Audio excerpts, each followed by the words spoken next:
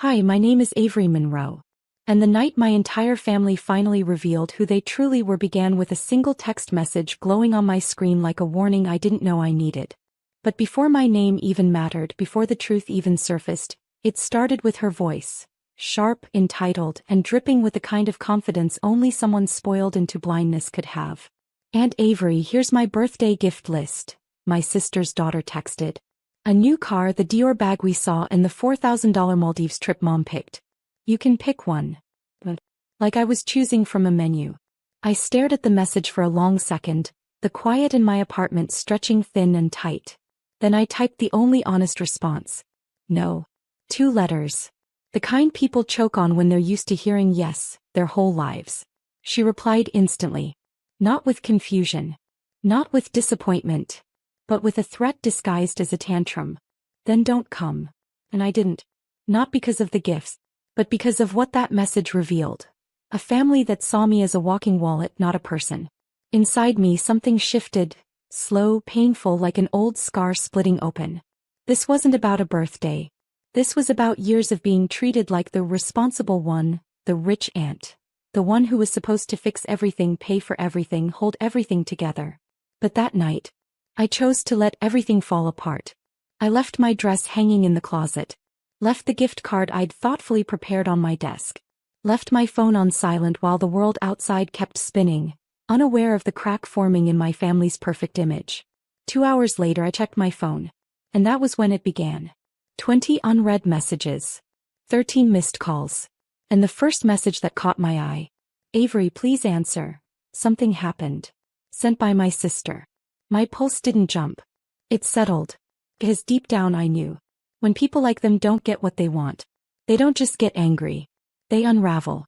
And whatever happened at that birthday party, whatever chaos exploded in that house of forced smiles and expensive expectations, I wasn't there to stop it. But I was definitely going to hear about it. The family group chat was already blowing up. And the first message I opened made my breath still. The message that froze me came from my mom. The one person who spent years defending my sister's entitled parenting. "Avery, the cake fell, the kids are crying, and your niece had a breakdown. Call me." A breakdown? Over what? The missing car. The missing designer bag? I almost set the phone down. Until more messages poured in like a flood finally breaking its dam. My cousin wrote. "Your sister is blaming you." Then my uncle. "She said you embarrassed them by not showing up." Now everyone's whispering. Whispering. Of course. At these parties appearances mattered more than breathing. I scrolled. A video came through, shaky, recorded by someone hiding their phone. I pressed play. The image opened on my niece, makeup streaked, hair a mess of glitter and sweat, screaming at my sister in front of everyone. "You promised she'd buy it for me. You promised. Now everyone thinks I'm pathetic." Gasps. Kids staring. Parents looking away. The kind of public humiliation money can't fix. My sister tried to calm her, hands up, voice cracking. "Sweetheart, please." But my niece shoved her heart right into the table. The entire birthday cake collapsed. Desserts crashed. Guests stepped back horrified. And over the chaos, another voice shouted, "This is all Avery's fault." My sister. Pointing at the camera. At me. At the aunt who wasn't even in the room. The video ended abruptly. I stared at the blank screen, my reflection faint and still. They wanted someone to blame. And they chose me. A slow exhale left my chest. Fine. If they wanted to drag my name into the fire, I'd let them burn with the truth next. More messages hit my screen like hail. My sister again. "Avery, answer. Fix this. She's locked herself in the bathroom now." Then my mom. "Everyone's asking why you refused her gift. They think you're punishing her." Punishing her? For demanding a car, a luxury vacation, and a designer bag? The same girl who once cried because I didn't upgrade her iPhone the week it came out? I rubbed my forehead, feeling a familiar ache. This wasn't new. This was a pattern. Entitlement coated in sugar and wrapped in guilt. Before I could type a response, another notification popped up. A photo. From my aunt. I tapped it open. My niece's room, destroyed. Gift bags torn open. Clothes thrown across the floor. A mirror shattered. Balloon strings ripped down like someone clenched them in a rage. And in the middle of the chaos, A handwritten sign taped to the door. Don't talk to me until Aunt Avery fixes this. Fixes. Like I owed her something. Like my absence was the reason she was falling apart. Not the years of being told the world belonged to her. Then a final text came through from an unknown number. You should have been here. He expected you. He loves you. This is on you. The words sank in like cold water. This is on you. The oldest weapon my family used. Blame. Always blame. Something in my chest went quiet. Painfully, beautifully quiet. They wanted to paint me as the villain. I was done wiping away the colors for them. I stared at that final message. This is on you. For words my family had recycled my whole life like a curse they believed I was born with. But this time, they hit differently. Because instead of guilt, all I felt was clarity. I set my phone down, letting the screen dim. Letting the noise fade. Letting every accusation roll off me like water off stone. 10 seconds of silence later. My phone lit up again. A group call. 8 family members. I didn't pick up. Then the group chat exploded. Avery, your niece won't come out of the bathroom. She's hyperventilating. Do something. You're the only one she listens to. Really?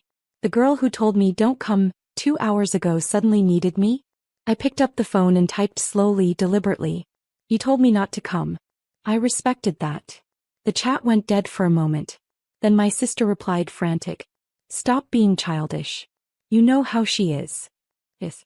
I knew exactly how she was. Because they raised her to be that way. My cousin sent another message. Private this time. Avery, this party is a disaster. People are leaving.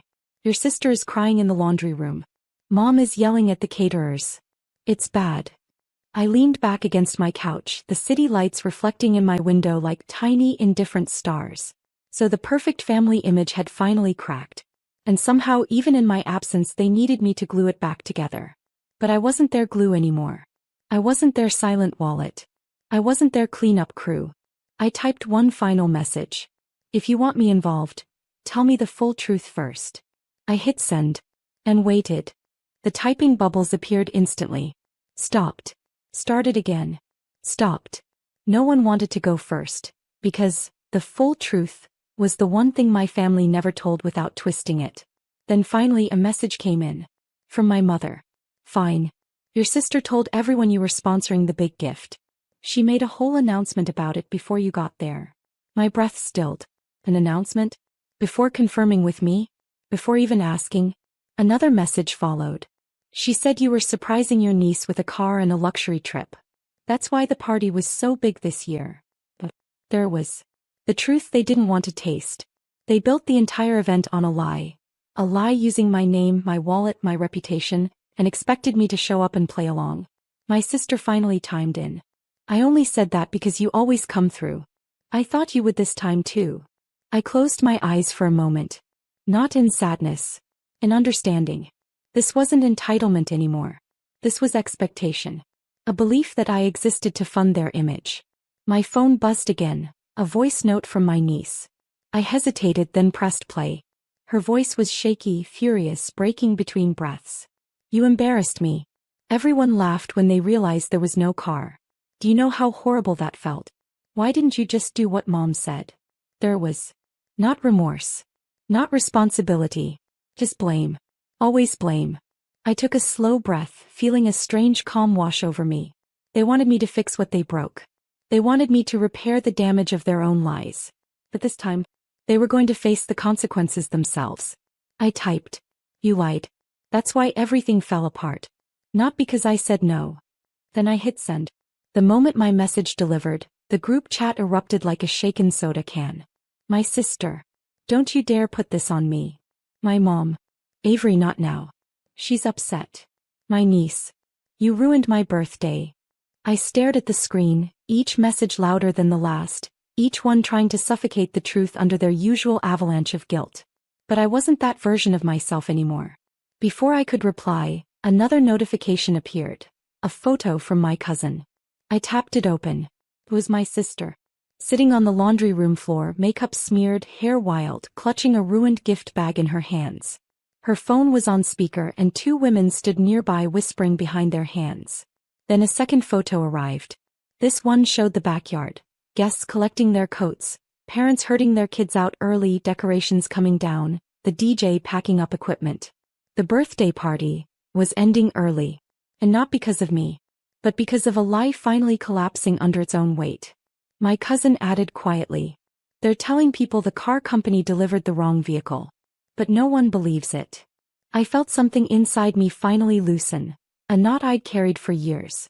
They'd built an entire event on a lie. The lie broke. And the truth was now walking around that house like a ghost they couldn't avoid. Then a private message from my sister popped up. Avery, please. Come fix this. Please.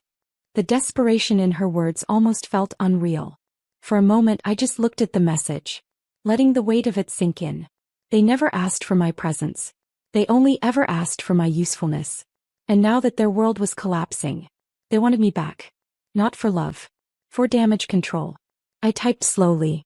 Tell me exactly what you told everyone about me. Every word. She didn't reply immediately, but she knew. This time the truth had a price. The typing bubbles appeared, then vanished, then appeared again, slower this time like my sister's fingers were shaking. Finally her message arrived. Fine. I told everyone you were sponsoring the big surprise. I told them you'd promised her a car. And the trip. And the bag. I blinked once. Then again. Promised? Promised? She had fabricated an entire fantasy and sold it publicly, not because she believed it, but because she needed it. My phone buzzed again. I only said it because I wanted her party to be perfect. There was the justification. The rewrite of reality. Another message followed quickly, like she sensed I wasn't convinced. You always step up, Avery. I thought you would again. I thought you wanted to. I let out a slow exhale. There it was, the deepest truth hidden beneath the glitter and tantrums. It wasn't entitlement. It was obligation. She believed she was entitled to my effort. My money. My silence. Then my niece chimed in again. Everyone laughed at me. They said you didn't even care enough to show up. You humiliated me. I stared at her words, stunned at the boldness, the blindness, the complete lack of self-awareness. They weren't upset that I said no. They were upset that their lie became visible. My phone lit up once more, this time a call from my mom. When I declined it, her text came through immediately. Avery, if you cared about the family at all, you'd come fix this. Family. Funny word. One they only used when they needed something. I typed back. You want me to clean up a mess I didn't make? Again. My sister instantly replied. Yes. Because you're the only one who can. For the first time I smiled. A small smile. Cold. And honest. They finally said the quiet part out loud. Her last message, because you're the only one who can, didn't hurt me, but revealed everything. For years I'd been their backup plan. Their rescuer. Their silent fixer. But now, I wasn't any of those things. Not anymore. I typed one final reply into the family group chat. Slowly, clearly, without anger. Just truth. I'm not responsible for the lies you told or the expectations you created. You built this disaster. You fix it. Read. Team by all. No one responded. Not my sister. Not my niece. Not even my mother. The typing bubbles never appeared. Instead, another photo arrived from my cousin, the final one. The party had fully emptied. The lights were being shut off. The expensive decorations were crumpled on the grass. My niece sat alone on the patio steps, mascara streaked, staring at her shattered expectations like they were pieces of glass she didn't know how to touch. For the first time ever. Their mess was theirs to hold. Not mine. I set my phone down, closed my eyes, and felt something I hadn't felt in years. Freedom. True. Quiet. Uncompromised freedom.